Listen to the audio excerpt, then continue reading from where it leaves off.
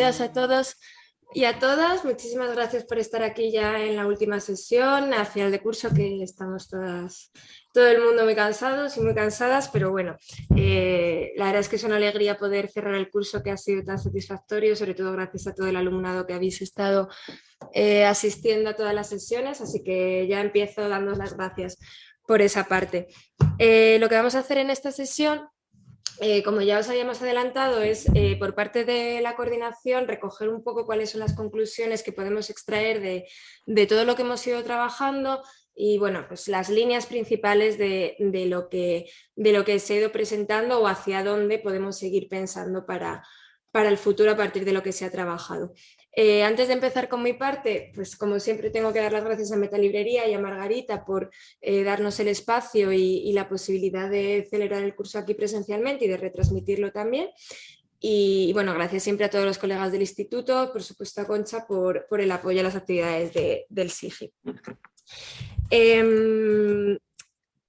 Lo primero que queríamos comentar es recapitular un poco los objetivos que teníamos en el curso y hasta qué punto hemos conseguido alcanzarlos o hasta qué punto han sido acertado plantearlos como tal, también con la idea de hacer una reflexión conjunta con el alumnado, porque desde el principio lo planteamos como un curso que pretendíamos que fuera bastante horizontal y bastante participativo y espero que lo hayamos conseguido.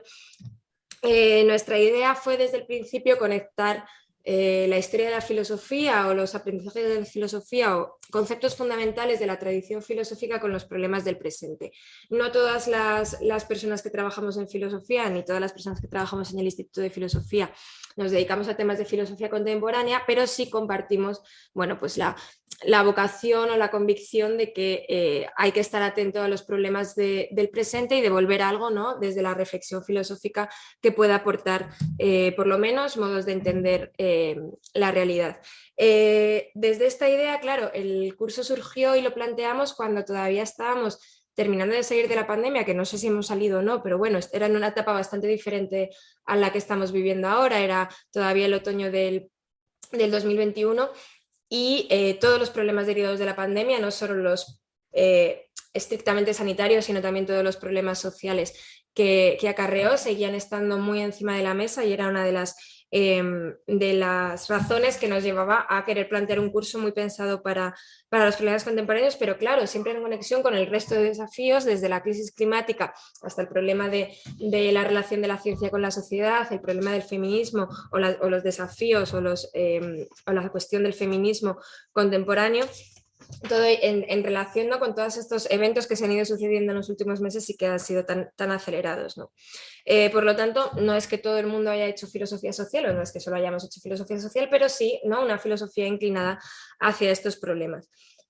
También teníamos la vocación de pensar no solo el presente, sino también casi el futuro cercano, ¿no?, o el futuro próximo, desde una característica que yo creo que cada vez está más presente en el Instituto de Filosofía, que es pues el compromiso con la interdisciplinariedad, o por lo menos la apertura a otras formas de abordar los problemas que no sean, digamos, lo que tradicionalmente hemos entendido por filosofía, o que no sean una filosofía tan pura como en otras ocasiones de la historia de la filosofía se ha hecho, ¿no?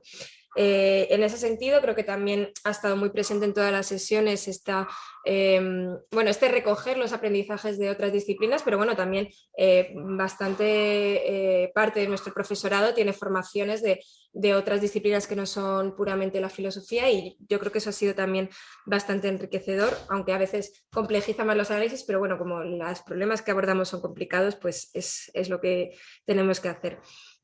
De ahí surgió nuestra idea de estructurar el curso en torno a conceptos. Esto creo que también es algo que podemos discutir luego si queréis al final, en el balance que queráis compartir sobre el curso, si esta idea ha sido acertada y si hemos conseguido condensar un poco. Le dimos mucha vuelta a cuáles serían los conceptos más interesantes para condensar las cuestiones que nos preocupaban y dimos con estos 5 conceptos que ya sabéis que han sido disrupciones, libertades, identidades, ciencias y comunidades. Dentro de la primera sesión que llamamos disrupciones, que ahora vamos a hablar un poco más de ella, la llamamos así, no tecnología, sino técnica, porque no acabamos de encontrar un concepto que nos satisfaciera tanto porque no era puramente tecnología de lo que queríamos hablar, ni técnica, ni filosofía de la tecnología, ni ética de la tecnología. Era un poco aprovechar todas estas disciplinas para pensar las cuestiones de la tecnología que están tan presentes, ¿no?, continuamente hoy en día, en conexión o sin separarlas de la coyuntura política en la que estructuralmente nos encontrábamos, ¿no? Entonces hablábamos tanto de aceleración como de cambios, pero también pues, como, pues, del impacto de las nuevas, de la Web3, por ejemplo, que habló Dani, con las nuevas relaciones con el dinero a través de las nuevas tecnologías y estas cuestiones. Después, es verdad, abordamos una sesión que tenía mucho más que ver con la filosofía política clásica, con la cuestión de la libertad, que enseguida pusimos en conexión con la siguiente sobre las identidades, que es quizá una de las palabras que está en boca de todo el mundo hoy en día y que también intentamos abordar sin dejarnos demasiado llevar por bueno, pues por las modas, ¿no? Un poco que se salen a veces del rigor al abordar la cuestión de las identidades y a intentar abarcar pues todos los aspectos o todas las maneras en las que se puede estudiar este asunto, que no es nuevo ni mucho menos, sino que también en fin, es algo que recorre evidentemente toda la historia de la filosofía.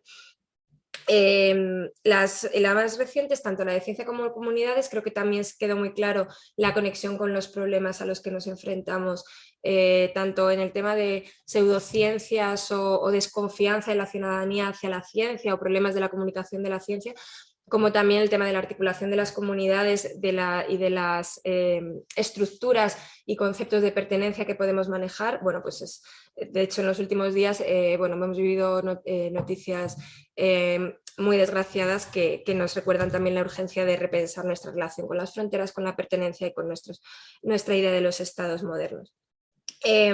Nuestra idea de introducir las clases prácticas en la parte de la metodología era darle al curso este enfoque más horizontal, o por lo menos dar un espacio más grande de lo habitual, porque en turno de preguntas siempre hay, ¿no?, en las sesiones teóricas, pero articular un espacio dedicado específicamente a la participación y al trabajo de todas las personas que participábamos en el curso a partir de esos materiales compartidos. Es verdad que lo hemos tenido que hacer online. El online nos quita mucha flexibilidad y mucha espontaneidad a la hora de trabajar juntas, pero también nos ha permitido tener conectadas a personas que no viven en España o que no residen en España, con lo cual creo que ahí también hemos ganado un punto de apertura y de participación en el curso. Pero bueno, también estamos deseando, perdón que tengo un bicho aquí, estamos deseando escuchar vuestras valoraciones sobre el desarrollo de las prácticas, porque es una de las metodologías que son nuevas de esta edición del curso y bueno, pues todo comentario nos ayudará a mejorar seguro para futuras ediciones. Y ya me estoy enrollando mucho, pero no quería... bueno, nuestra idea ahora es hacer un breve recorrido, como os decía, ya más entrando en materia con las conclusiones que podemos sacar de cada una de las sesiones, poniendo un poco en común las tres ponencias que hubo en cada sesión teórica, los tres temas que se abordaron en cada sesión teórica, ¿no?, para darle una visión más global, más de cierre a lo que ha sido el curso. Así que en lo que me queda, y si no acaparo demasiado el tiempo, voy a comentar un poco las conclusiones que yo creo que se pueden extraer de la que fue nuestra primera sesión en enero, no sé, parece que hace muchísimo, febrero, que articulamos en torno al concepto de disrupciones. Y este bloque lo planteamos desde el principio entendiendo que no queríamos encerrar el concepto de tecnología que manejásemos como un fenómeno puramente novedoso, ¿no? Como muchas veces hablamos de nuevas tecnologías o de irrupción de tecnologías o de aparición o de surgimiento de aceleración. Todos estos fenómenos, por supuesto, están ocurriendo. La aceleración de la aparición de nuevos artefactos y nuevas herramientas es clara, pero queríamos establecer una continuidad con las reflexiones tanto sobre la tecnología como sobre la técnica que ya se llevan desarrollando muchísimas más décadas en la filosofía, también porque a veces tenemos la tentación de descubrir el Mediterráneo cuando en realidad algunos problemas se pueden abordar desde la continuidad con marcos teóricos y con conceptos de los que ya disponemos, ¿no? Por eso la primera ponencia fue la que dio José Manuel Iglesias, sobre la filosofía de la técnica en el exilio, si recordáis. y de esto que se habla en este momento, yo extraería para tanto la continuidad de la sesión como la continuidad del curso, la idea del ser humano como un ser fundamentalmente tecnológico, como un ser fundamentalmente abierto y creador y protésico, como en la terminología de Stigler, ¿no? Que deriva de una antropología, por una parte antiesencialista, pero por otra parte también muy, muy abierta hacia el futuro y muy quizá demasiado optimista en la capacidad de acción del ser humano, ¿no? Que conecta, creo, mucho con también filosofías de la tecnología contemporáneas que nos pueden ser útiles, ¿no? De hecho, José Manuel estableció, si recordáis, una conexión entre el pensamiento de los autores del exilio y el transhumanismo contemporáneo, que fue cuando después enlazamos con la parte que yo os conté sobre vulnerabilidad y relacionada también con el transhumanismo, ¿no? Con el concepto de vulnerabilidad, que está, aunque a priori quizá no sea tan claro, yo creo que es muy, muy ilustrativo verlo así, que puede entenderse como el reverso de esa capacidad creadora, ¿no? O sea, precisamente porque somos seres inacabados, somos por una parte capaces de transformar el mundo y por otra parte susceptibles a ser atacados por el mundo, ¿no? A sufrir daños. O sea, que conecta también con esta antropología, bueno, he apuntado aquí, abierta, creativa, vulnerable, en este sentido de inacabamiento fundamental, ¿no? Y aquí solo quería dar una pincelada sobre la introducción de la perspectiva de género, que, bueno, en mi caso es algo muy central de mi tesis, ¿no? Pero el propósito del curso ha sido, por supuesto, incluirla de manera transversal en todas las intervenciones, porque las cuestiones de género no las entendemos como un problema aislado, aunque haya problemas específicos que tienen que ver con el género, sino como una manera, una metodología que corrija aquellas deficiencias de los abordajes de la realidad que no tengan en cuenta esta dimensión, ¿no?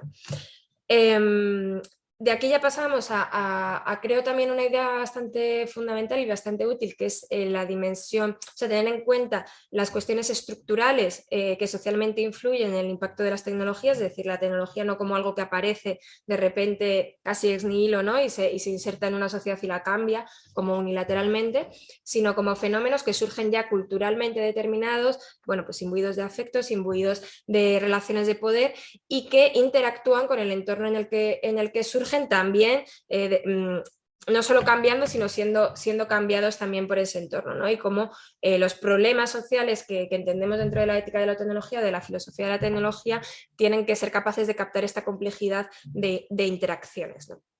Y creo que terminamos la sesión con una especie de caso aplicado, pero que creo que es como una especie de, ¿no? de caso paradigmático que sirve para comprender muchas transformaciones contemporáneas, que es el de la Web3, ¿no? Que es del que nos habló Daniel López, que también era, como él dijo, una investigación en línea con lo que él ha venido presentando en otras ediciones del curso. Conectándolo efectivamente con cuáles son los determinantes económicos, políticos, incluso geopolíticos, que tienen que ver con las formas en las que se ha desarrollado la Web3 en la contemporaneidad y se sigue desarrollando. Y luego es que esto avanza efectivamente tan rápido que es que ya han pasado cosas desde que Daniel nos contó bueno, pues el estudio que él ha hecho sobre todo lo que tiene que ver con criptomonedas, con blockchain y todas estas ramificaciones, ¿no? Ya no voy a decir nada más para dar la palabra a mis compañeros y que vayamos dejando tiempo para después discutir entre todos y todas. Pero bueno, ya como último, o sea, además de estas ideas que he subrayado, terminábamos un poco asumiendo, ¿no? la responsabilidad de pensar la tecnología de esta manera compleja y encarnada en el mundo como uno de los elementos o de los actores totalmente insoslayables para pensar la contemporaneidad. Quizá eso no es una característica tanto de nuestro tiempo y siempre ha estado un poco presente, ¿no? Pero es verdad que, bueno, las circunstancias contemporáneas, incluyendo sobre todo la aceleración, quizá también otras circunstancias, pues nos obligan a seguir atendiendo a los temas que tienen que ver con la tecnología. Y nada más, le doy la palabra a mi compañero Víctor, que hará, bueno, que va a continuar con este recoger las ideas fundamentales del curso. Gracias, Belén, y buenas tardes a todos. Yo tengo aquí mi texto escrito para limitarme al tiempo establecido y que luego podamos hacer eso, podamos discutir al final como hemos hecho en todas las sesiones teóricas y en las prácticas. Y efectivamente voy a seguir ahora reseñando los conceptos trabajados en las sesiones segunda y tercera del curso, pero me gustaría antes, brevemente, hacer una pequeña reflexión sobre el significado y el valor de un curso como este. Creo que todos estaremos de acuerdo en que desde hace un tiempo la educación superior sigue el discurso de que la universidad tiene que ligarse al mundo del trabajo, que es el mundo de la empresa, y de que la universidad y la educación tienen que mostrar su carácter práctico, sea lo que sea eso. La educación se convierte en una educación guiada por las nuevas directrices del mercado laboral y los modelos de evaluación de las enseñanzas se rigen por determinadas disciplinas que marcan estas la pauta del resto de disciplinas. Evidentemente el problema no radica en estos procesos de evaluación de calidad, sino en que muchos de los elementos críticos de este proceso afectan tanto al contenido como a la metodología y a los objetivos de las enseñanzas. No me voy a detener mucho en esto, pero sí me gustaría traerles una cita de Iván Illich. En su obra La sociedad desescolarizada comienza con el siguiente párrafo. Muchos estudiantes, en especial los que son pobres, saben intuitivamente qué hacen por ellos las escuelas. Los adiestran a confundir proceso y sustancia. Una vez que estos dos términos se hacen indistintos, se adopta una nueva lógica. Cuanto más tratamiento haya, tanto mejor serán los resultados. Al alumno se le escolariza de ese modo para confundir enseñanza con saber. Promociona el curso siguiente con educación, diploma con competencia y fluidez con capacidad para decir algo nuevo. A su imaginación se la escolariza para que acepte servicio en vez de valor. Se confunde el tratamiento médico tomándolo por cuidado de la salud, el trabajo social por mejoramiento de la vida comunitaria, la protección policíaca por tranquilidad, el equilibrio militar por seguridad nacional, la mezquina lucha cotidiana por trabajo productivo. La salud, el saber, la dignidad, la independencia y el quehacer creativo quedan definidos como poco más que el desempeño de las instituciones que afirman servir a estos fines, y su mejoramiento se hace dependiente de la asignación de mayores recursos a la administración de hospitales, escuelas y demás organismos correspondientes. Fin de la cita. Bien, creo, y creo estar seguro, de que eso no ha pasado en este curso. Y creo que poder decir esto es motivo de un cierto orgullo y de una cierta satisfacción, y no estoy haciendo un guiño a nadie, pues quiere decir que, por tanto, tanto por nuestra parte, la del profesorado, como por la del alumnado, hemos logrado poner en valor la educación y la filosofía, reuniéndonos muchos de nosotros 2 veces al mes, una de ellas online, durante los últimos 5 meses para discutir sobre una serie de conceptos que consideramos centrales en nuestro quehacer filosófico.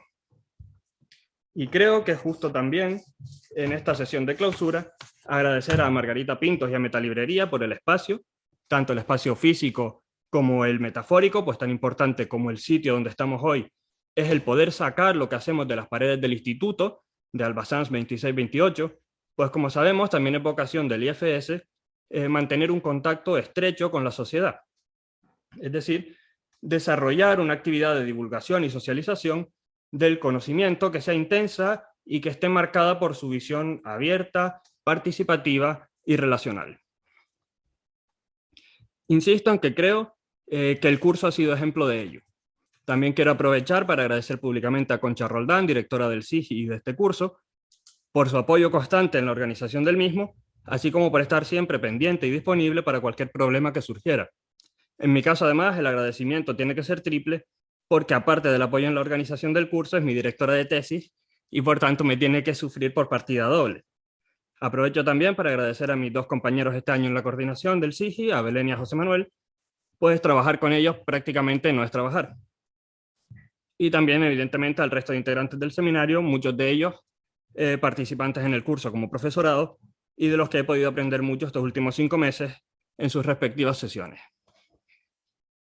Espero que me disculpen que me haya extendido un poquito con esto y, como bien ha señalado Belén, la composición del curso da buena muestra de la interdisciplinariedad del Instituto de Filosofía del CSIC.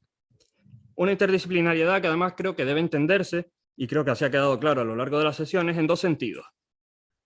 Por un lado, la perspectiva plural e interdisciplinar de la filosofía a la hora de abordar los diferentes temas, y por otro, el entorno interdisciplinar y cooperativo que se promueve en el seno del instituto y que permite desarrollar inteligencia colectiva y nutrirnos unos de otros de manera profunda.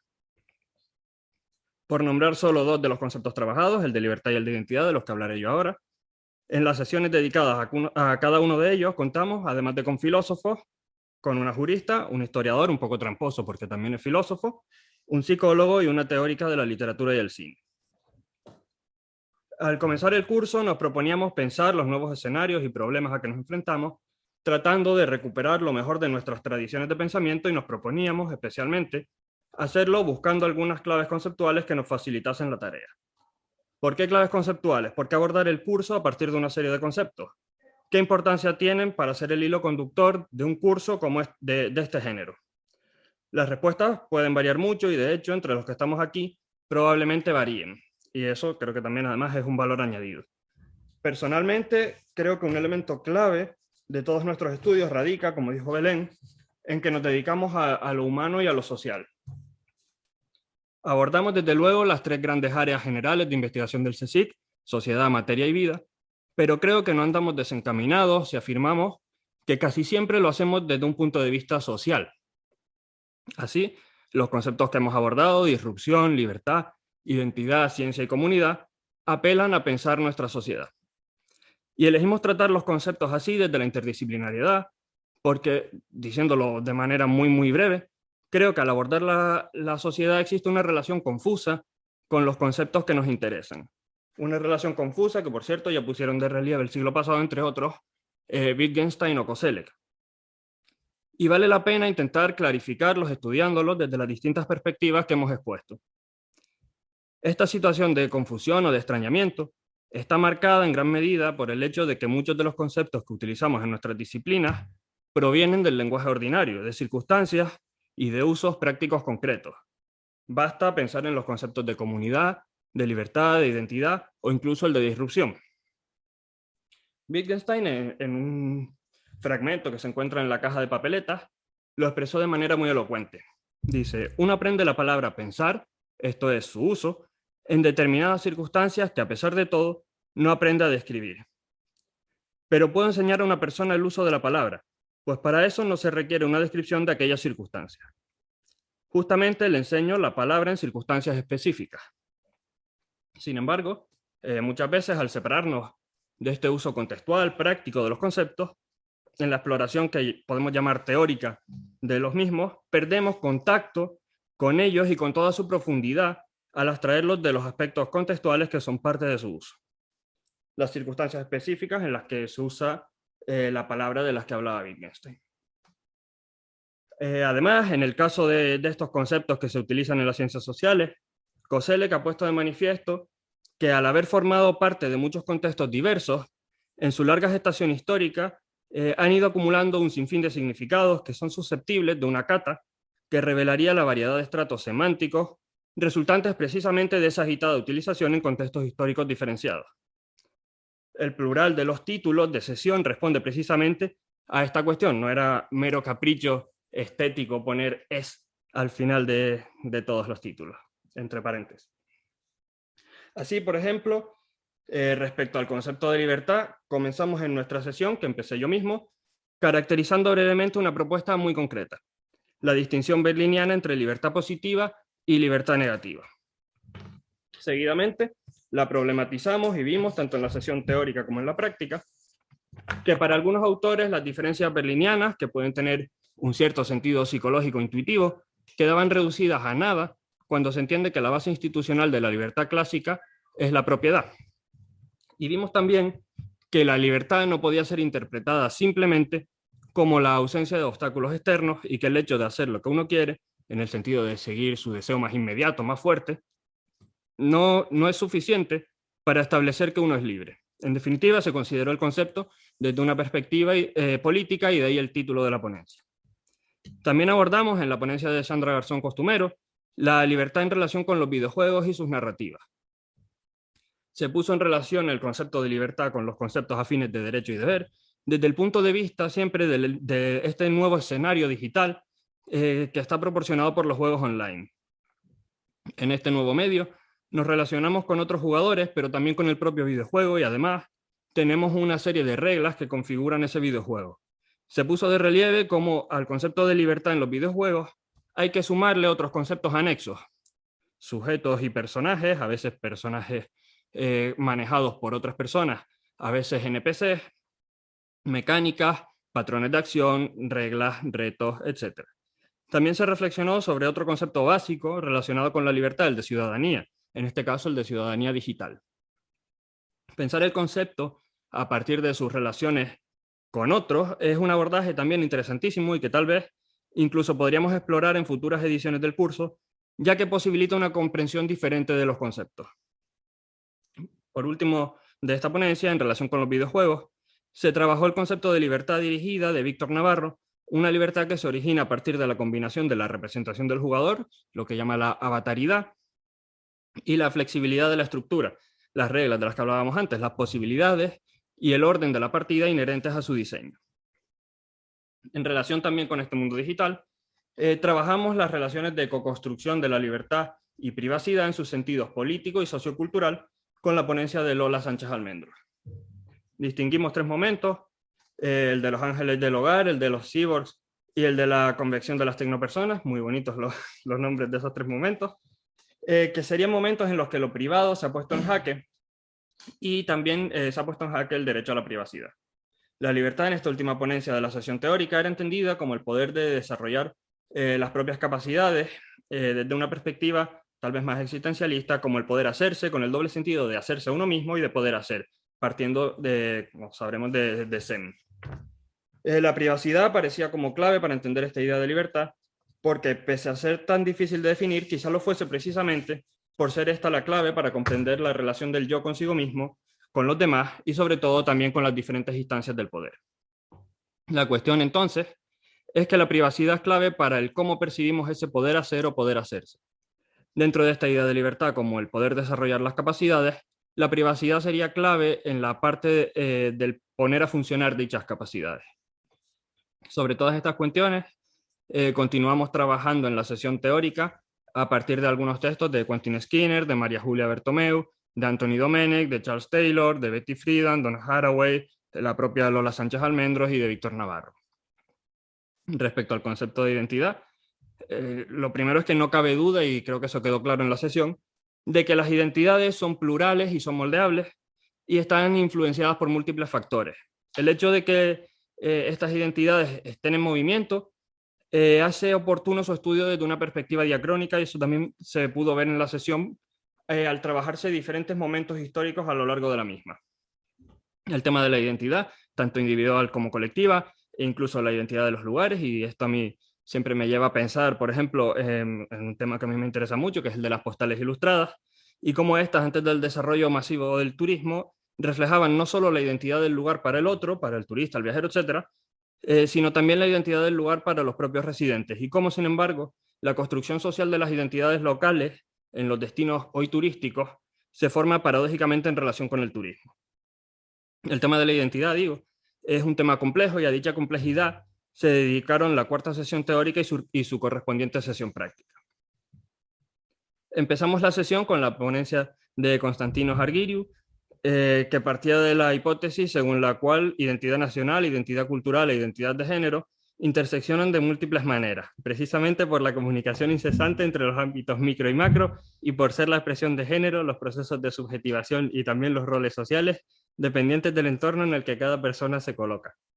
Primero se juxtapusieron los modelos principales de valores sociales de la psicología intercultural, con el fin de observar si pueden ofrecer una epistemología intercultural fiable a la hora de comparar entornos culturales distintos, para a continuación realizar un repaso de las categorías de norte y sur global y de divisas más antiguas como este y oeste, para examinar si tienen valor categorial más allá de generalizaciones binarias. Posteriormente, se procedió al análisis de las leyes sobre rectificación registral y antidiscriminación entre España y Grecia, y se habló de las formas diversas que tienen tanto ambos países como cada autonomía española a la hora de definir jurídicamente la identidad de género. Por último, se habló de cuestiones terminológicas que hacen que cada noción se tenga que leer dentro de un contexto concreto, en vez de tener que extrapolar términos supuestamente universales a sitios del planeta donde a lo mejor no tienen la misma aplicabilidad o repercusión. La sesión siguió con la ponencia de Alejandro Sánchez Berrocal, abordando la estética y política de la anulación identitaria, arte y compromiso, estética y política, dirigidos a realizar un gesto de resistencia radical a la total persuasión del sistema en todas sus esferas, un gesto, digamos, de oposición y resistencia al mundo administrado, ¿no? Como dirían Adorno y Horkheimer. En esta intervención se buscaron algunos motivos estéticos en los que algunos artistas o sus obras ejercieron como censores de sí mismos, es decir, una anulación radical de la identidad impulsada por razones diversas, y se concluyó con una vinculación entre tardocapitalismo y psicopatologías, algo que luego se siguió trabajando en la sesión práctica. Por último, en esta sesión se examinó el Brexit en su relación con la música, pues la música, tal y como se presentó en esa sesión teórica, no solo proporciona un vehículo de expresión política, sino que es esa expresión. Se distinguieron 3 etapas en la concepción británica de Europa: derrotando a Europa, destruyendo Europa y reapropiando el hogar. La primera de estas etapas en la música se situaría en el contexto de la entrada de Gran Bretaña en la Unión Europea y en ese momento en el que Europa no convence. En la segunda de estas etapas, la siguiente asociada a los 80 y 90 y a Thatcher, tenía un pensamiento más pro-europeo, entendida Europa como una barrera frente a la Unión Soviética. Algo que fue cambiando en los últimos años, en el que Europa pasa a concebirse como un sitio que inspira a la vez deseo y ansia.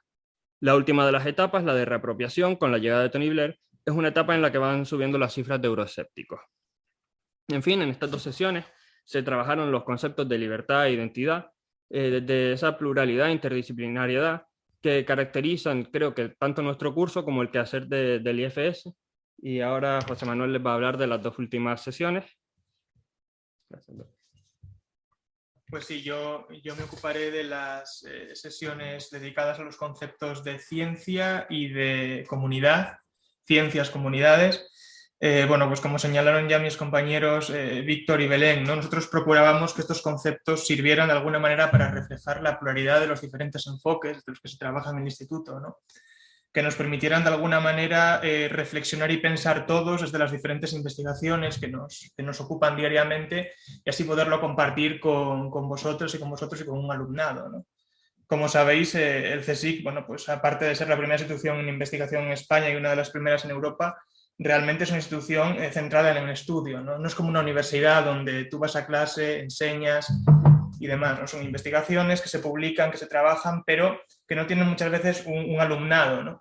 Este curso nos ha permitido de alguna manera reflejar a un alumnado que además hemos tenido la suerte de que ha participado activamente en unas sesiones prácticas y yo creo que se ha empapado un poco de lo que hemos hecho, ¿no?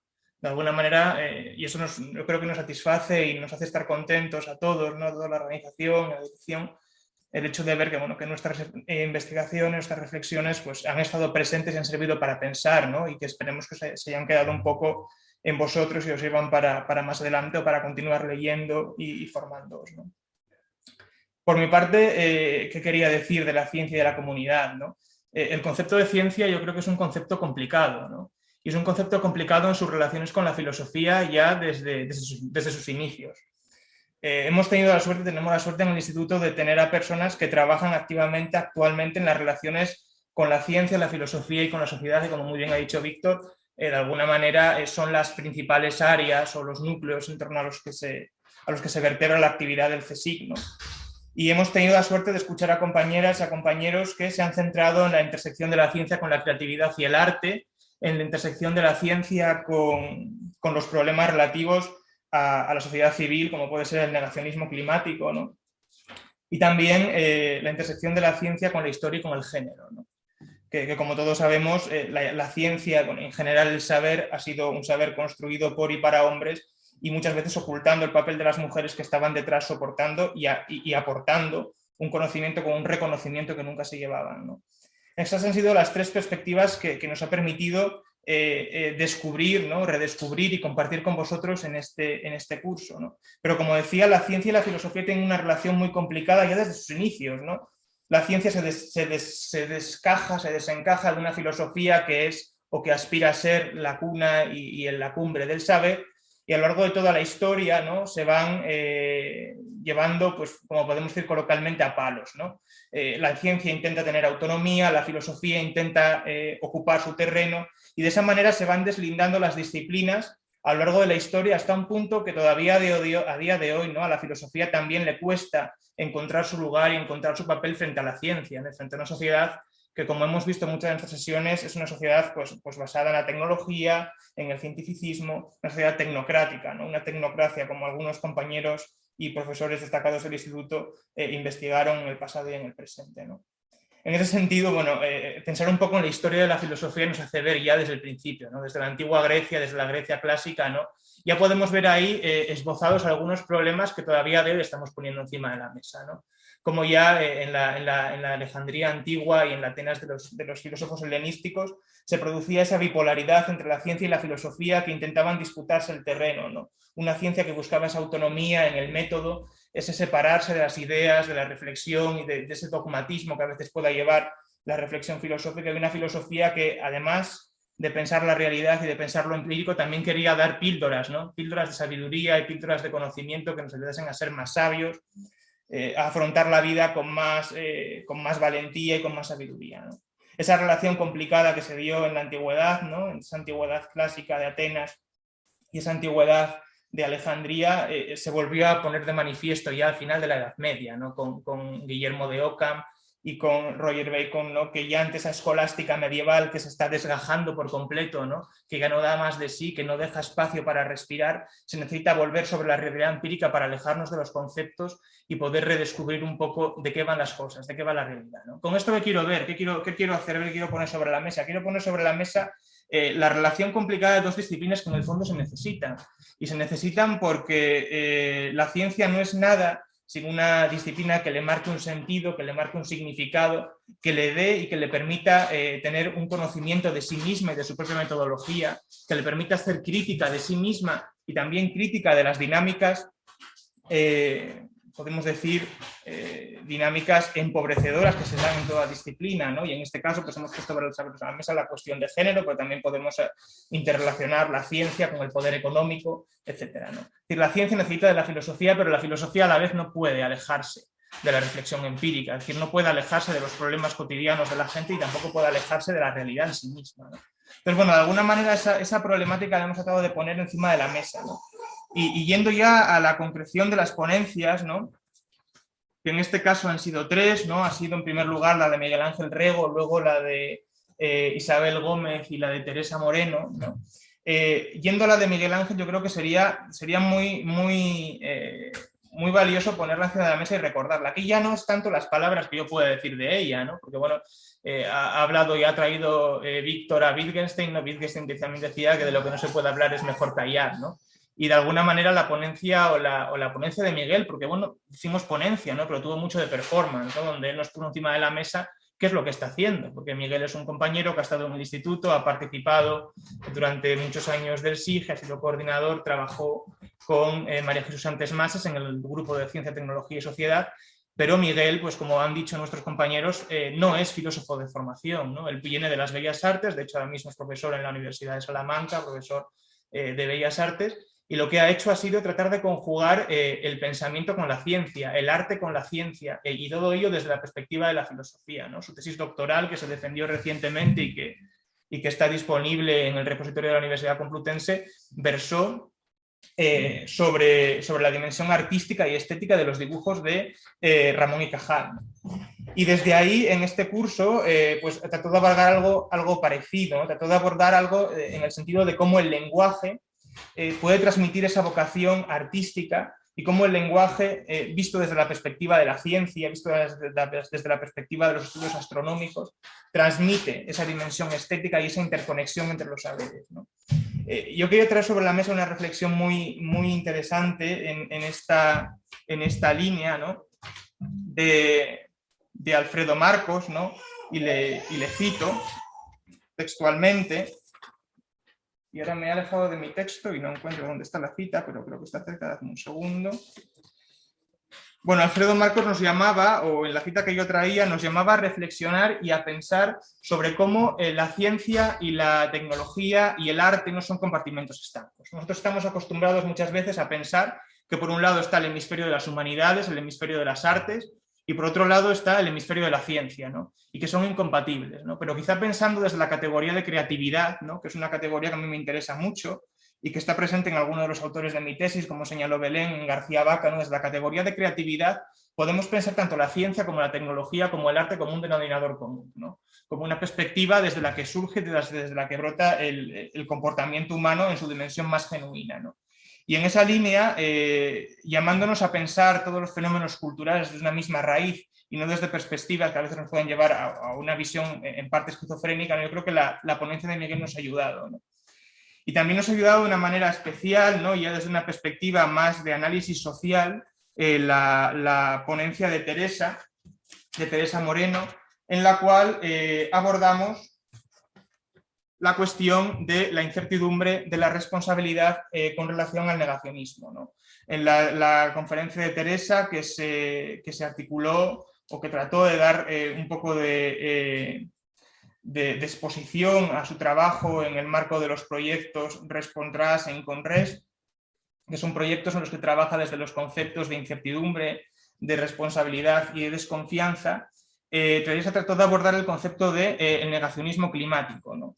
Y hacerlo desde su dimensión epistemológica, ¿no? Sobre todo el papel que tiene la ciencia en la sociedad, el papel que tiene el científico en la sociedad, ¿no? Ese papel de autoridad que desde estas nuevas perspectivas negacionistas tratan de ponerse en entredicho, ¿no? Yo creo que alcanza y que tiene una gran actualidad esto, sobre todo con el bagaje que traemos de la pandemia, ¿no? Y del papel que han tenido los científicos a la hora de entender y de pensar y de marcar el rumbo, ¿no? En la pandemia. Y también las reacciones, ¿no? Escépticas que se han generado en torno a ello, ¿no? En esta línea, la ponencia de Teresa nos puso encima de la mesa este papel y nos ayudó a pensar, ¿no? Que quizás todos estos intereses que subyacen a que en el fondo es este negacionismo, pues subyace un populismo, ¿no? Un populismo que de alguna manera es reacio, ¿no? A cualquier tipo de movilización social que no vaya de la mano de los intereses generales, ¿no? Del capitalismo, como ella misma señalaba en su ponencia del business as usual, ¿no? Entonces, en esta línea vemos cómo ya se van articulando dos perspectivas distintas desde las que entender la ciencia, ¿no?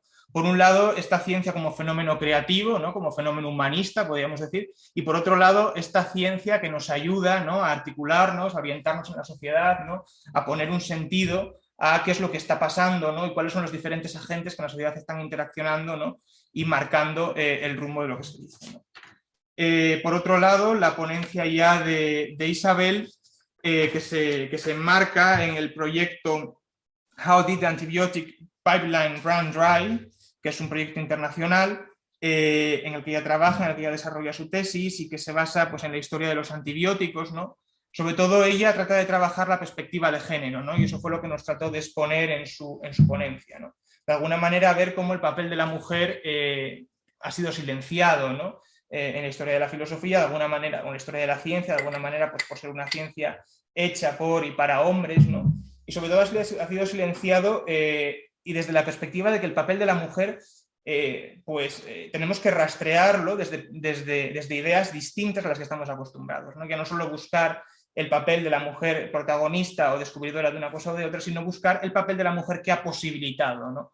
Ese descubrimiento, ¿no? Que lo ha hecho posible, ¿no? A mí siempre me gusta porque a mí es una imagen que siempre se me quedó muy grabada cuando una profesora de biología en el instituto nos lo explicó, ¿no? Nos explicó cómo, vale, sí, quien teorizó la doble hélice del ADN fueron Watson y Crick, pero la que se murió de un cáncer de ovarios 10 años después fue... no me salía el nombre. Rosalind Franklin, no me salía el nombre, ¿no? Ella se murió de un cáncer de ovarios unos años después de que ellos le robasen la patente, ¿no? Y pudiesen ya arrogarse el mérito, ¿no? Es decir, que entender de alguna manera que sí, que los nombres, que los sujetos, que los protagonistas de esa historia son hombres, pero que después esos hombres y esos hombres han llevado el mérito en base a unas relaciones, ¿no? Unas relaciones que eran totalmente desventajosas, ¿no? De cara a las mujeres, ¿no? O en las que ellas jugaban con total desventaja, ¿no? Ella nos señalaba que ese enfoque de su investigación no era original, es decir, que ya se estaba haciendo, ¿no? Nos señalaba los estudios de Cristina de Pizan con la Ciudad de las Damas, ya lo demostró, ¿no? con La ciudad de las damas, que ya lo había demostrado, ¿no? Estos textos y estos enfoques, ¿no? Nos van ya también poniendo en la línea de una nueva forma de entender también los estudios de la ciencia, ¿no? Y de entender también, como decía, el papel que la filosofía debe tener a la hora de abordarlos, ¿no? Ella titulaba con el nombre de efecto Matilda, ¿no? A este fenómeno de que yo os hablaba, de estas relaciones de desventaja entre los hombres y las mujeres, ¿no? Donde ellos se arrojan los méritos, ¿no? Y aparecen en la historia, aparecen en las enciclopedias, porque absorben el trabajo de ellas, ¿no? Porque de alguna manera las relaciones en las que ese trabajo se llevaba a cabo en las instituciones, terminaba pues absorbiéndolas, ¿no? De alguna manera, yo creo que en este caso los estudios de género, los estudios de ciencia, tecnología y sociedad, incluso los estudios de sociología del conocimiento, ¿no? Nos ponen sobre la mesa y en el foco de unos caminos en los que podemos avanzar para seguir comprendiendo la ciencia y las relaciones de la ciencia con la filosofía, ¿no? Y para terminar, el concepto de comunidad, que ya no es un concepto tan problemático como la ciencia, ¿no? Porque en la ciencia y en la filosofía teníamos a dos disciplinas que dialogaban, ¿no? Que se llevaban mal, que tenían escarceos, pero aquí en el concepto de comunidad ya tenemos más bien a un concepto que en sí es un problema para la filosofía desde siempre, ¿no? Porque ya Platón y Aristóteles, para ellos la comunidad es un problema, como lo era para los sofistas, como lo es para Platón a lo largo de toda su vida, cuando, pues, con ese ideal del filósofo rey, ¿no? que es, los filósofos que hemos estudiado filosofía sabemos que Platón pues, estaba obsesionado con construir esa ciudad ideal, ¿no? Esa polis ideal, y se iba a Siracusa cada 2 por 3, ¿no? A ver si conseguía establecer algún filósofo rey, ¿no? Pero claro, los filósofos rey le salían mal porque los reyes no querían que les dijeran lo que tenía que hacer, ¿no? Pero bueno, Platón estaba obsesionado con ¿qué? Con construir un ideal político, ¿no? Con construir una comunidad perfecta, una polis ideal. Y ese ideal también lo transmite a su discípulo Aristóteles, que aunque no se parecen en nada, ¿no? En la teoría, sí que comparten esa misma preocupación por pensar la polis. Aristóteles es totalmente conocido, es cultura general, ese hecho de que el hombre es el son politicón, ¿no?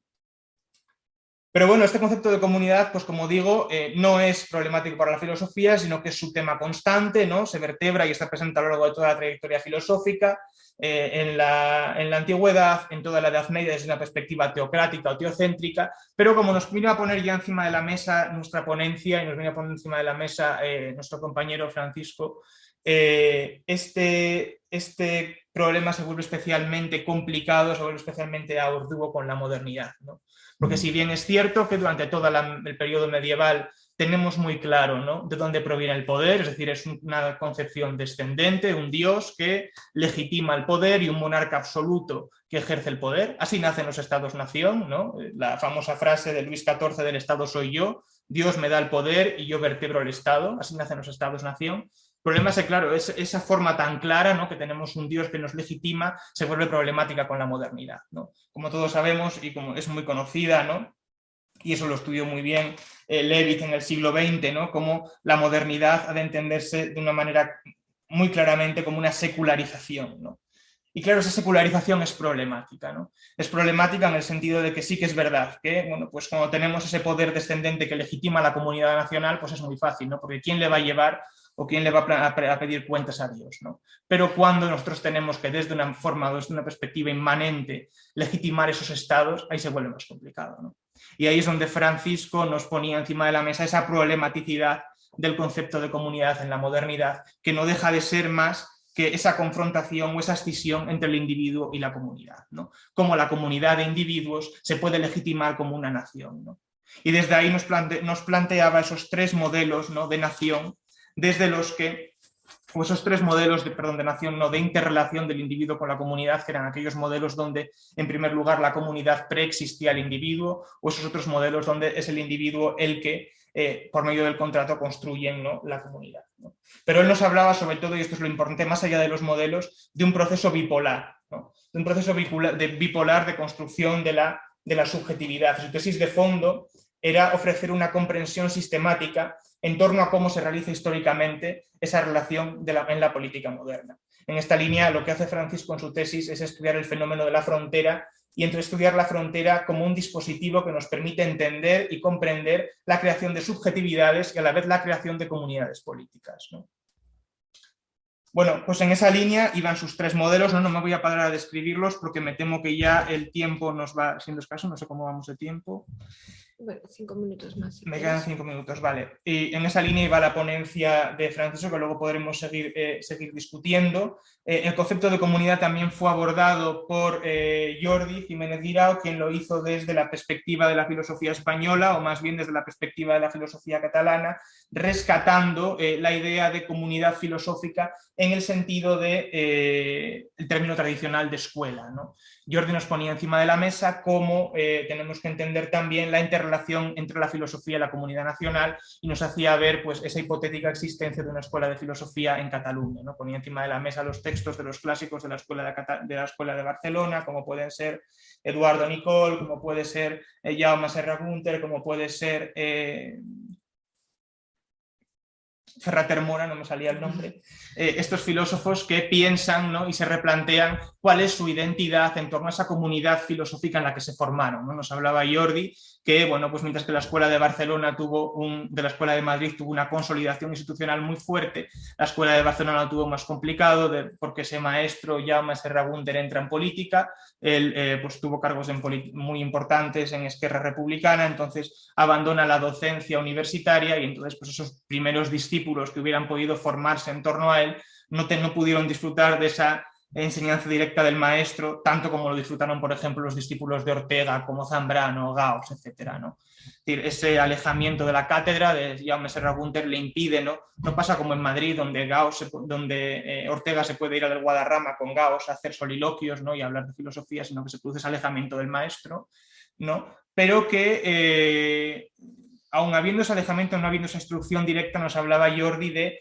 la posibilidad de reconstruir la comunidad desde otra perspectiva, ¿no? de reconstruir la comunidad filosófica y la escuela desde otra perspectiva, entrando ya más en el talante, entrando ya más en la forma de abordar los problemas, no tanto en los autores tratados, entrando ya más en abordar problemáticas comunes o puntos y perspectivas comunes, ¿no? Se hablaba del sentido común, de esos orígenes de la escuela o de esos orígenes en el siglo XIX, ¿no? de esos primeros filósofos ya catalanes como Llorens y Barba, ¿no? que de alguna manera influyeron en Serra Gunter y que también pudieron estar presentes en todos estos autores, ¿no? Autores que por otra parte en el exilio desarrollaron pues, obras muy complejas, ¿no? y que pues, muchas de ellas pues, tenían muy poco que ver entre sí, ¿no? Mismo Nicol desarrolla una obra centrada en la filosofía como ciencia rigurosa sistemática, mientras bueno, pues que otros se centran en otras temáticas distintas, ¿no? Nicol se aleja de las redes catalanas en el exilio, mientras que otros como Jaume Serra Gunter pues, viven en esas redes, ¿no? Pero la cuestión es traer y poner sobre la mesa una comunidad filosófica que ha desaparecido con el tiempo y que tenemos que rastrear para ver su presencia y ver que pues, también existió, ¿no? y para ver también y poner en valor la pluralidad de la filosofía en nuestro país. A mí me gustan mucho los estudios de sociología del conocimiento, sobre todo a raíz de los de Paco Vázquez, que sacó, ¿no? Pero no solo Paco Vázquez, recientemente han salido otros de gran valor, también de Moreno Pestaña, etcétera, ¿no? Donde nos permiten entender cómo las relaciones de poder, cómo las relaciones políticas también van fraguando esos diferentes nódulos, ¿no? en los que el saber filosófico se va desarrollando, ¿no? Cómo unos temas cuajan, otros temas no cuajan, cómo unos temas permiten el desarrollo académico de las personas y otros no tanto, ¿no? Y en esta perspectiva, pues rastrear en el pasado pues, un posible nódulo que pudo ser y no fue, me parece de gran interés, ¿no? Eso es lo que nos ha puesto encima de la mesa Jordi, ¿no? Y para terminar pues con el plato fuerte, ¿no? Pues la ponencia de Jesús Miguel, ¿no? Jesús Miguel es un compañero, no sé si está presente, ya ha terminado su tesis doctoral, ahora está en el archivo Husserl en Lovaina, continuando su formación postdoctoral. Él defendió una tesis sobre la intersubjetividad, ¿no? Y bueno, pues en todas sus ponencias pues ha hecho gala de una comprensión clara y rigurosa de Husserl, ¿no? que se agradece mucho, ¿no? Jesús Miguel ha trabajado en el grupo de fenomenología en el instituto y en el proyecto de fenomenología del cuerpo y análisis del dolor. Y de alguna manera nos quería poner sobre la mesa un concepto, o cómo el concepto de intersubjetividad pensado desde la fenomenología nos podía ayudar a comprender también la comunidad, ¿no? Y también a entender un fenómeno tan importante para la filosofía política del siglo pasado como ha sido el multiculturalismo, ¿no? Es decir, toda la filosofía política o buena parte de la filosofía política que se estudia en las carreras, ¿no?, que estudiamos en la carrera, aborda el problema del multiculturalismo, ¿no? Las interrelaciones entre las diferentes culturas que tienen que convivir en un espacio político, en un mismo espacio político, ¿no? Y ahí me pareció muy interesante, sobre todo en la sesión práctica, cómo Jesús Miguel hizo ese esfuerzo de traernos este texto, ¿no?, en el que se buscaba desde la fenomenología un punto o una perspectiva que fuese la perspectiva de nadie, pero que a la vez fuese la perspectiva de todos, ¿no? Una perspectiva desde la que lograr una objetividad que nos permitiese fundar una comunidad donde las diferentes intersubjetividades encontrasen su lugar, encontrasen su sitio, ¿no? Y ha sido, yo creo que un esfuerzo muy, muy grande de Jesús Miguel por traer la fenomenología, la filosofía teórica, es decir, lo más complicado de la fenomenología teórica, lo práctico, ¿no? Y yo creo que es uno de los platos fuertes también de este curso, ¿no? Y bueno, pues espero no haberme pasado mucho del tiempo. Con esto, pues sí, simplemente quería pues, terminar pues eso, resaltando los agradecimientos que mis compañeros, y mi compañera y mi compañero Víctor ya han hecho, ¿no?, tanto al alumnado como a la dirección del curso, a Concha, como a Margarita Pintos, por ofrecernos este espacio donde poder compartir, ¿no?, y donde poder hacer que de alguna manera el Instituto de Filosofía del CSIC o el CSIC pues salga de donde está y pueda llegar un poco a diferentes puntos del país y se podáis pues compartir y recibir un poco de las investigaciones que se vienen haciendo a lo largo de todo este tiempo, ¿no? Y luego agradecer también mucho a nuestros compañeros y compañeras que han seguido este curso y que han colaborado con la mejor disposición, dándolo todo a todo lo que les hemos pedido, les hemos requerido, ¿no? Entonces, sin más, ya pues estamos abiertos a las inquietudes, ¿no?, que hayáis podido. Le damos turno a Concha. Vale. ¿Quieres darle? Dile si quieres. No, que ahora va también a intervenir Concha Roldán, que está Bueno, en La habíamos Laguna, un dicho lugar que si maravilloso. había intervenciones, que las que plantearan si alguno de los sí, alumnos que tenían quería cerrar. intervenciones, y luego yo ya al final digo unas palabras, Vale. si queréis, ya para cerrar, porque no quiero romper el ritmo, que está muy bien todo lo que habéis dicho. A ver si hay alguien de los que han Claro, pues- participado que quiere aportar o decir, o de los demás profesores, o Eso, abrimos ahora el turno. si os parece, vamos, un poquito, tampoco vamos a hacer muy largo. Aunque con lo que habéis dicho ha quedado muy cerradito ya todo. La Laguna, qué suerte, desde luego. También de los que estén ahí, si no, en la sala, que yo, claro, no veo más que los que están conectados online, pero ahí están mucho del profesorado también, he visto, ¿no? Si ellos quieren decir algo también, pues es el momento.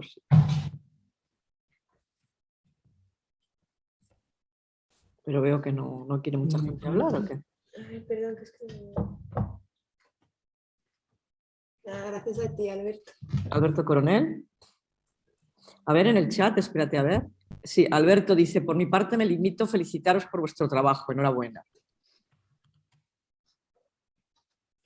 Bueno, tampoco es obligatorio, si no hay palabras, pues no vamos a forzarlas, ¿no? Pero mira, Oriol, me sumo a las felicitaciones. Bueno, no sé si No, tenemos... lo que yo creo que tenemos a estas alturas del curso todo el mundo ya es un cansancio acumulado. Sí. No, a ver, que- si solo era por si alguien... Yo lo que no Claro, quería sí, es que- nosotros queríamos dar también el espacio. Eso, para que nadie todo lo se que quedara quisierais con compartir, una por palabra supuesto. sin decir, ¿no? Veo que está Silvia, Carmen Navarro también aquí conectados, ¿no? Luis Ernesto, José Manuel Sánchez, en fin, que han sido todos, Brenda Váscones, que está también desde México, ¿no? Entonces, bueno, si nadie más quiere intervenir, pues digo yo un poco algo, ¿no? Luis Ernesto Sí, a ver, Luis Ernesto. quería tener la mano levantada. Sí, Sí. Ah, bueno, ¿sí me escucha? ¿Bien? Sí, perfecto. Hola. Sí. Ok, hola, pues mucho gusto y muchas gracias. Yo les agradezco el curso y todas las atenciones que tuvieron conmigo, a pesar de que tuve muchas dificultades para seguir las reuniones por problemas con el correo y todo esto, ¿no? Yo nada más es comentar que la verdad es que el curso ha sido bastante interesante. yo justamente vengo de áreas distintas a la filosofía. Actualmente me encuentro estudiando el doctorado en filosofía de la UNED. Y como mi formación es en la pedagogía, en la antropología, cuando llego a estudiar filosofía, justamente me encuentro con este curso y esta posibilidad transdisciplinaria que abren y escuchar los diferentes trabajos que se están haciendo. Y bueno, para mí fue bastante enriquecedor ver la manera en que se puede articular las discusiones propiamente filosóficas con varias de las discusiones que tenemos en otras disciplinas, ¿no? Y me pareció muy bien organizado todo, incluso los tópicos que se utilizaron, ¿no? Identidad, comunidad, libertad, que me parece que son justamente los tópicos que permiten hacer este cruce entre disciplinas y que nos permiten pensar de una manera mucho más abierta, en diálogo entre perspectivas distintas. Y bueno, yo me voy muy contento del curso por haber podido recuperar varias de las discusiones.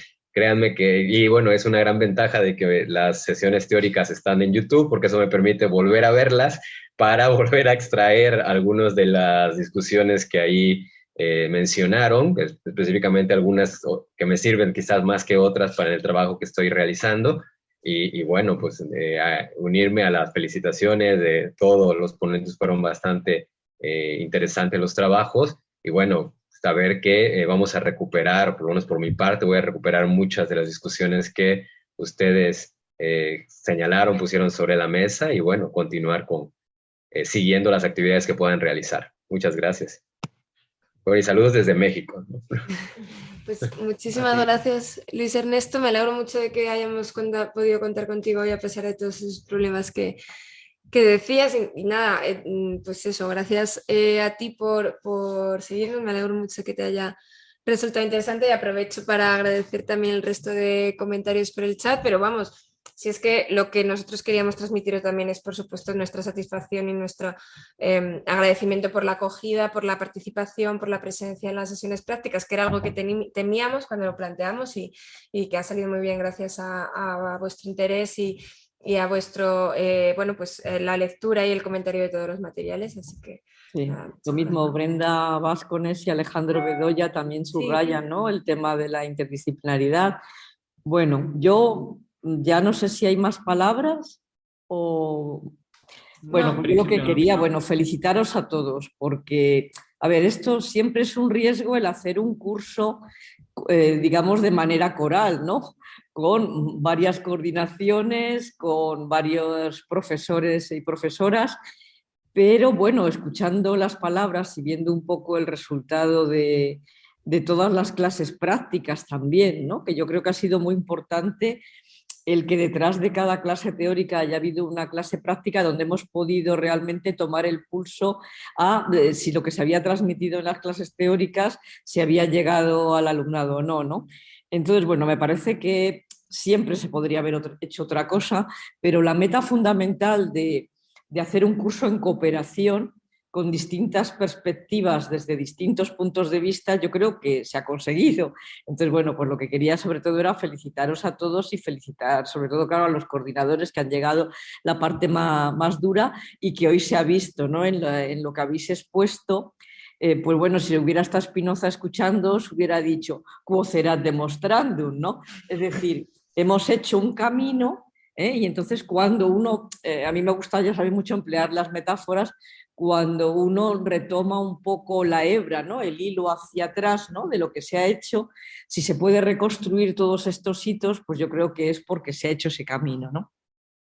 Y bueno, el tema de la interdisciplinaridad, justamente aquí que estamos en el 7º encuentro de la Plataforma Universitaria de Estudios Feministas y de Género, hemos estado hablando del tema también de la interdisciplinariedad, de la evaluación. La interdisciplinariedad nos lo han querido transmitir como una palabra mágica, pero a la hora de la verdad siempre suele ser muy castigada a la hora de las evaluaciones, es decir, quien realmente practica la interdisciplinariedad se encuentra con problemas. Y nosotros lo que queremos justamente es romper un poco ese maleficio y mostrar que, bueno, la interdisciplinaridad se construye entre todos, y si hay distintas perspectivas es porque también cada uno parte desde distintos saberes, de distintos campos y se intentan poner en relación todos ellos, ¿no? Yo creo que esto, bueno, se ha conseguido, pues ya digo, siempre se podría haber hecho otra cosa, podría haber habido otras perspectivas, pero a mí me deja muy satisfecha también desde la filosofía misma, porque claro, el curso estaba montado en torno a conceptos. Los conceptos no dejan de ser, digamos, una especificidad del pensamiento, ¿no? De cómo intentamos describir y transmitir un pensamiento puesto en relación con una realidad. Siempre hablamos en nuestro grupo de teoría cum praxi, ¿no? El lema de Leibniz, que luego se apropió Kant, ¿no? Que venía a mostrar todo esto. Pero además yo quiero también subrayar que ha sido algo hecho en una época muy difícil, porque la época de pandemia, o sea, lo que hemos hecho ha sido sacar de necesidad virtud y hacer esto que llamamos ahora híbrido, ¿no? Las clases, bueno, algunas clases presenciales, otras online, bueno, sacar de alguna manera de la necesidad virtud y poder servirnos de la técnica también y afortunadamente de Metalibrería, que nos ha puesto al servicio también local para poder reunirnos allí, ¿no? Para poder transmitir todo esto. Pero bueno, otra de las cosas que yo quería comentar es el tema justo de los conceptos como algo vivo, ¿no? O sea, en realidad todo lo que se ha estado transmitiendo en el curso y lo que se ha estado reconceptualizando todo el tiempo es una realidad que es cambiante y los conceptos mismos también lo son. Es decir, no, la filosofía, yo creo que ya hemos abandonado un poco esa perspectiva de conceptos fijos y prefijados para siempre, ¿no? Porque hasta, como diría Peirce, hasta nuestra propia interpretación del pasado nos hace ver también esos conceptos de otra manera, ¿no? Entonces, bueno, no me quiero yo enrollar mucho más, pero sí creo que ha sido, bueno, hay que decirlo porque cuando uno comienza una andadura como la del curso es un riesgo, o sea, yo creo que fue un riesgo el decir vamos a organizarlo en torno a conceptos, en torno a estos conceptos, y yo creo que ahora el riesgo pues ha sido aprobado con nota, ¿no? Y satisfactorio. Entonces, bueno, pues por mi parte solo agradeceros, siento un montón no poder estar hoy ahí presencial con vosotros, pero bueno, pues tenía que, esto de tener que hacer varias cosas a la vez, pues a veces hay que aceptarlo. Entonces, nada, ahora que tengáis un buen cierre de curso y bueno, ya solo decir que mandaremos los certificados, ¿no? A todo el mundo que estamos ahora haciéndolos, que tienen que firmarlo también en el departamento de posgrado, y que ya los mandaremos a todo el mundo. No sé, Belén, si tú quieres hablar un poco sobre estas cosas o ya... Cuestiones ya prácticas no, creo que no hace falta nada más, que llegarán los certificados a todo el mundo próximamente, ¿no? Y nada, reiterar el agradecimiento por nuestra parte. Sí. Y si alguien tiene alguna cuestión o algo que da abierto, pues ya sabéis dónde estamos y nos podéis escribir. Sí, y luego por otra parte, esto mira, sí que lo podíamos comentar, el SIGI sí va a seguir organizando actividades, además de muy previsiblemente el curso de posgrado del año que viene, el resto de actividades que organicemos. Todas las personas que estáis inscritas en el curso estáis en la lista de distribución del SIGI, de la que por supuesto os podéis dar de baja libremente cuando queráis, pero tanto a través de esa lista como a través de nuestras redes sociales podéis seguir nuestras actividades. Por supuesto seguimos en contacto, ya estamos todo el mundo en el radar de todo el mundo, así que nada, el curso que viene pues ya nos reencontraremos en otras actividades. Muy bueno, bien. yo Intentaremos dejar abierta la posibilidad para que se puedan seguir también apuntando alumnos del otro lado del charco, ¿no? Que tenemos bastantes alumnos también de México este año en particular. Yo quería decir desde Meta que realmente para nosotras ha sido algo especial y diferente a nuestras actividades. Y me interesa mucho que las personas más jóvenes tengan un espacio en Metalibrería para difundir sobre qué están trabajando, qué hacen, qué piensan. Y bueno, la librería al ser de filosofía, yo creo que es un espacio importante para que estas ideas nuevas y esta interdisciplinaridad, ¿no?, que se ha visto a lo largo del curso se difunda y no quede una filosofía anquilosada. Yo creo que ha sido muy interesante cada una de las sesiones, muy novedosas también y con mucha profundidad en su trabajo, ¿no? Y por todo eso yo también quiero agradeceros el trabajo que os habéis tomado para hacerlo y bueno, a Concha en concreto y al Consejo en el Departamento de Filosofía que hagáis este tipo de cosas que lleguen a la ciudadanía, ¿no? Así que, bueno, Metalibrería, espero que podamos seguir y que podamos seguir colaborando con vosotros cuando queráis. Sí, muchas gracias, Margarita, porque además yo creo que en este aprendizaje vamos superándonos, ¿no? Es decir, cada año procuramos buscar un curso que cumpla. Bueno, a mí me gustó mucho esto que dijiste de brindar la posibilidad, ¿no?, de que cada uno, bueno, es el profesorado del curso y cada uno ha dado lo mejor de sí mismo porque hay una tesis doctoral detrás de todos esos trabajos, ¿no? Y poder transmitirlo y hacer conocer los nombres también de estas personas. Yo te agradezco muchísimo. Y bueno, yo creo que continuaremos, ¿no? Para el año que viene ya empezamos a pensar, ahora nos tomamos un poco el receso del verano y en septiembre pues empezaremos a pensar en el próximo curso. Muy estupendo. Bien. Muchas pues gracias. Muchísimas gracias y buen verano para todos. Bueno, gracias a todos. Chao. Chao.